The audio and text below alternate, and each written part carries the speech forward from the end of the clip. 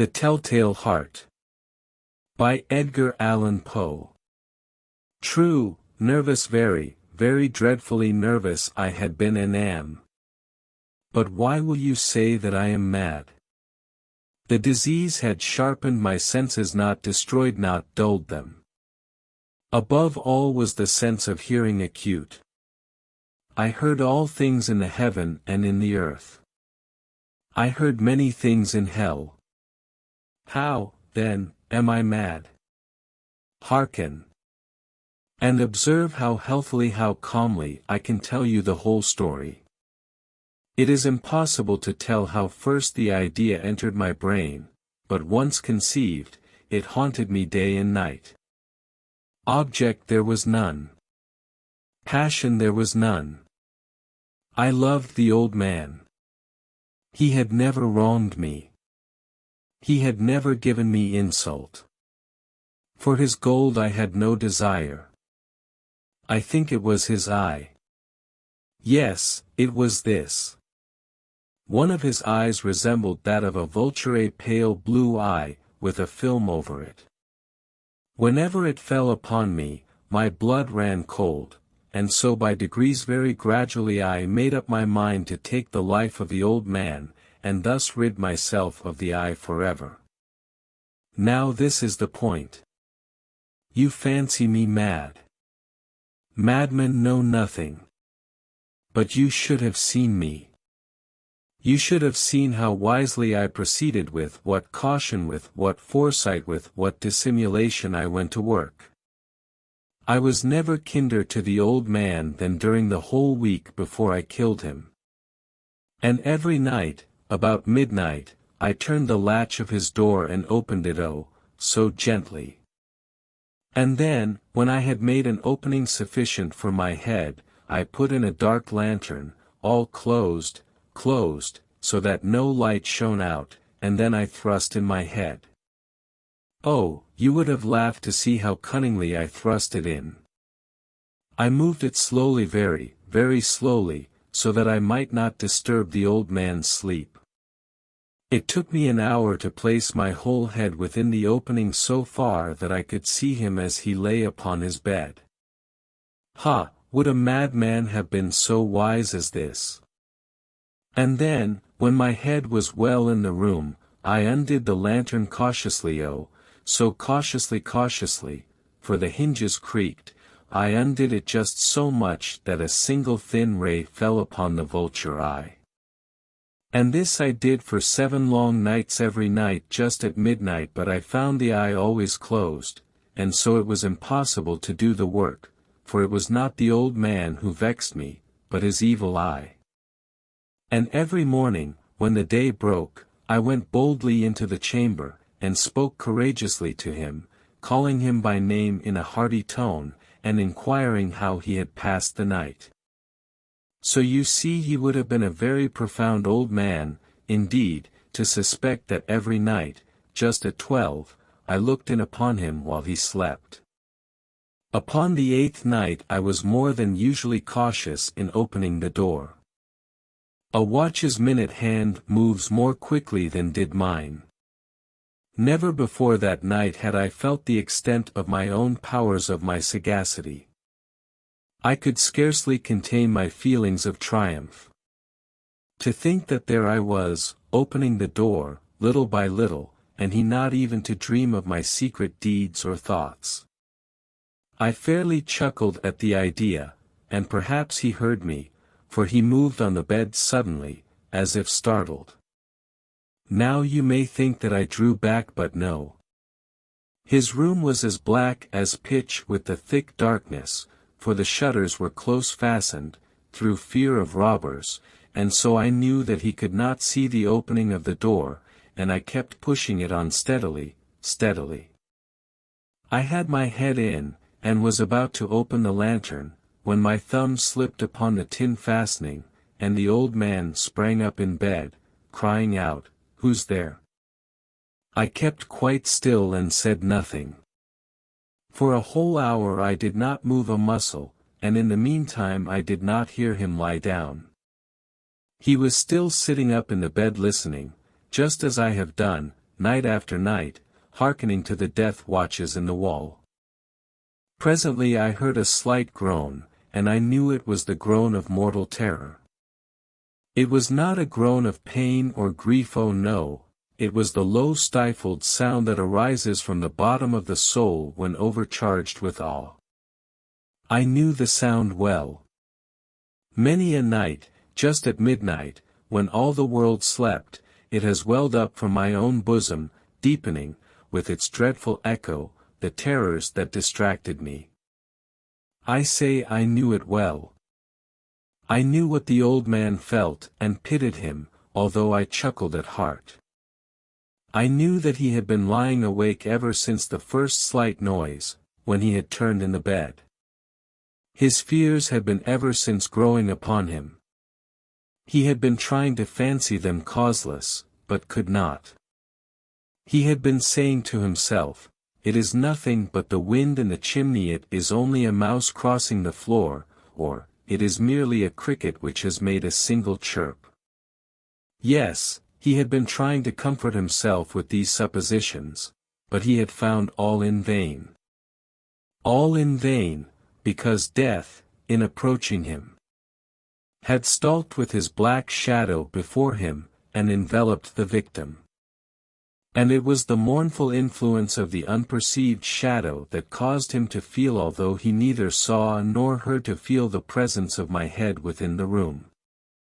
When I had waited a long time, very patiently, without hearing him lie down, I resolved to open a very little crevice in the lantern. So I opened it, you cannot imagine how stealthily until, at length, a single dim ray, like the thread of the spider, shot from out the crevice and full upon the vulture eye. It was open, wide open, and I grew furious as I gazed upon it. I saw it with perfect distinctness, all a dull blue, with a hideous veil over it that chilled the very marrow in my bones, but I could see nothing else of the old man's face or person, for I had directed the ray, as if by instinct, precisely upon the damned spot. And now have I not told you that what you mistake for madness is but over-acuteness of the senses? Now, I say, there came to my ears a low, dull, quick sound, such as a watch makes when enveloped in cotton. I knew that sound well too. It was the beating of the old man's heart. It increased my fury, as the beating of a drum stimulates the soldier into courage. But even yet I refrained and kept still. I scarcely breathed. I held the lantern motionless.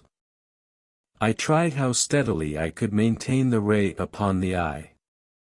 Meantime the hellish tattoo of the heart increased. It grew quicker and quicker and louder every instant. The old man's terror must have been extreme. It grew louder, I say, louder every moment. Do you mark me well? I have told you that I am nervous, so I am. And now at the dead hour of night, amid the dreadful silence of that old house, so strange a noise as this excited me to uncontrollable terror. Yet, for some minutes longer I refrained and stood still. But the beating grew louder. I thought the heart must burst. And now a new anxiety seized me, the sound would be heard by a neighbor. The old man's hour had come. With a loud yell, I threw open the lantern and leaped into the room. He shrieked once only. In an instant I dragged him to the floor, and pulled the heavy bed over him. I then smiled gaily, to find the deed so far done. But, for many minutes, the heart beat on with a muffled sound. This, however, did not vex me, it would not be heard through the wall. At length it ceased. The old man was dead. I removed the bed and examined the corpse. Yes, he was stone dead.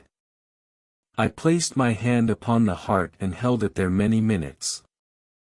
There was no pulsation. He was stone dead. His eye would trouble me no more. If still you think me mad, you will think so no longer when I describe the wise precautions I took for the concealment of the body. The night waned, and I worked hastily, but in silence. First of all I dismembered the corpse. I cut off the head and the arms and the legs. I then took up 3 planks from the flooring of the chamber, and deposited all between the scantlings. I then replaced the boards so cleverly, so cunningly, that no human eye, not even his, could have detected anything wrong. There was nothing to wash out, no stain of any kind, no blood spot whatever. I had been too wary for that. A tub had caught all. Ha! Ha! When I had made an end of these labors, it was 4 o'clock, still dark as midnight. As the bells sounded the hour, there came a knocking at the street door. I went down to open it with a light heart, for what had I now to fear? There entered 3 men, who introduced themselves, with perfect suavity, as officers of the police. A shriek had been heard by a neighbor during the night, suspicion of foul play had been aroused, information had been lodged at the police office, and they, the officers, had been deputed to search the premises. I smiled, for what had I to fear? I bade the gentleman welcome. The shriek, I said, was my own in a dream. The old man, I mentioned, was absent in the country. I took my visitors all over the house. I bade them search well. I led them, at length, to his chamber. I showed them his treasures, secure, undisturbed.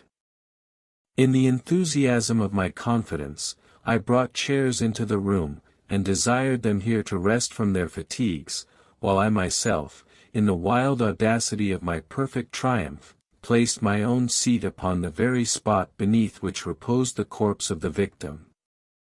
The officers were satisfied. My manner had convinced them. I was singularly at ease. They sat, and while I answered cheerily, they chatted familiar things. But, ere long, I felt myself getting pale and wished them gone. My head ached, and I fancied a ringing in my ears, but still they sat and still chatted. The ringing became more distinct, it continued and became more distinct. I talked more freely to get rid of the feeling, but it continued and gained definiteness until, at length, I found that the noise was not within my ears. No doubt I now grew very pale, but I talked more fluently, and with a heightened voice. Yet the sound increased, and what could I do? It was a low, dull, quick sound, much such a sound as a watch makes when enveloped in cotton. I gasped for breath, and yet the officers heard it not. I talked more quickly, more vehemently, but the noise steadily increased. Why would they not be gone? I paced the floor to and fro with heavy strides, as if excited to fury by the observation of the men, but the noise steadily increased. Oh, God, what could I do? I foamed, I raved, I swore. I swung the chair upon which I had been sitting, and grated it upon the boards, but the noise arose over all and continually increased. It grew louder, louder, louder. And still the men chatted pleasantly, and smiled. Was it possible they heard not? Almighty God, no, no. They heard, they suspected, they knew, they were making a mockery of my horror. This I thought, and this I think. But anything was better than this agony. Anything was more tolerable than this derision. I could bear those hypocritical smiles no longer. I felt that I must scream or die, and now again, hark! Louder! Louder! Louder! Villains! I shrieked, dissemble no more.